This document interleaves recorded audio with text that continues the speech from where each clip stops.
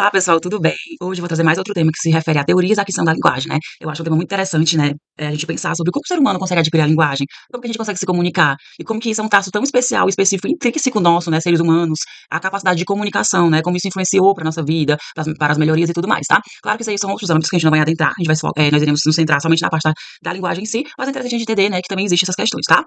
Então, vamos dar continuidade aqui. Pois bem, gente, a questão da linguagem ele é um processo pelo qual o ser humano ele adquire, né, e desenvolve a capacidade de compreender e produzir uma língua, né? Então, é basicamente a gente conseguir ali se comunicar e se fazer entendido e repassar informação para outras pessoas dentro de um sistema linguístico específico, no nosso caso, o português, né? E aí, esse processo ele ocorre de forma natural, né? A gente vai ver nas teorias aqui abaixo, inclusive da teoria do nativismo, significa que, né, nós temos uma capacidade inata de produzir, de adquirir a linguagem, tá?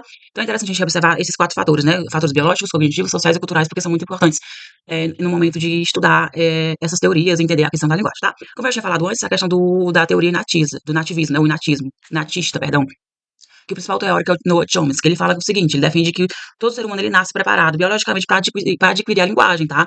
Então, nós temos, de acordo com ele, nós temos um dispositivo na nossa mente, que é chamado dispositivo da questão da linguagem, que é responsável justamente por nos dar essa possibilidade de conseguir adquirir uma linguagem, tá? E aí ele também traz o conceito de gramática universal, em que existe um conjunto de princípios linguísticos comuns a todas as línguas, tá? Certo? Gente, a segunda teoria é o behaviorismo, né? O principal teórico é o Skinner, e ele, como o próprio nome fala, behavior, né? Comportamento. Então, existe a ideia de que você aprende por imitação, reforço e repetição, né? Então, existe um estímulo e aí você dá uma resposta para aquilo. Então, uma das teorias que explica também a aquisição da linguagem no ser humano, tá? Só que esse reforço não é qualquer reforço, obviamente, é um reforço positivo, né? Não pode ser um reforço negativo para poder fortalecer esse comportamento linguístico, né? E, posteriormente, a aquisição dessa linguagem, tá? Temos outras que é a teoria interacionista, como o próprio nome fala, né? Advém da interação social. Então, um indivíduo que é privado da interação social, consequentemente, ele não vai conseguir, né, adquirir, né, essa função da linguagem que nós temos. Um dos exemplos que nós temos é o Mowgli, né? Aquele menino que foi criado pelos lobos, e aí ele não desenvolveu a questão da linguagem porque ele não teve a interação social, tá?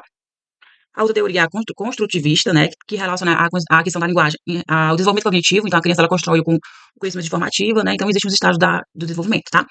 É, Temos também a teoria do processamento de informações, que basicamente ele trata a mente humana como uma espécie de computador grande, né, que processa e guarda esses dados para ser usado depois. Então ele vai ali estabelecer padrões linguísticos, vai armazenar informações importantes, né, vai fazer generalizações, enfim, exclusões, seleções. Então, assim, um computador mesmo, tá?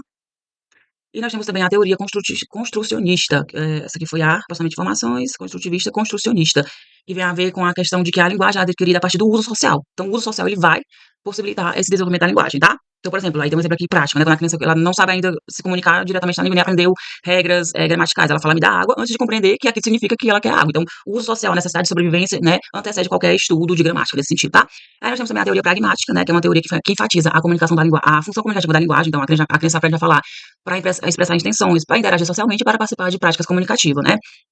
Então, essa teoria, como o próprio me fala, pragmática, é justamente no sentido da função comunicativa. Eu tenho a necessidade de me comunicar, então eu vou aprender a linguagem que me serve ali para aquele contexto e para garantir a minha sobrevivência, né, gente? Então, para concluir, a questão da linguagem é um fenômeno complexo que não pode ser explicado por uma teoria, né? As abordagens atuais reconhecem que a linguagem resulta da interação entre fatores biológicos, cognitivos e sociais, como já falei aqui antes, e por isso as teorias se complementam. Não existe uma verdade nem uma mentira, mas as teorias se complementam entre si e promovem aí uma visão ampla do que seria a questão da linguagem, tá?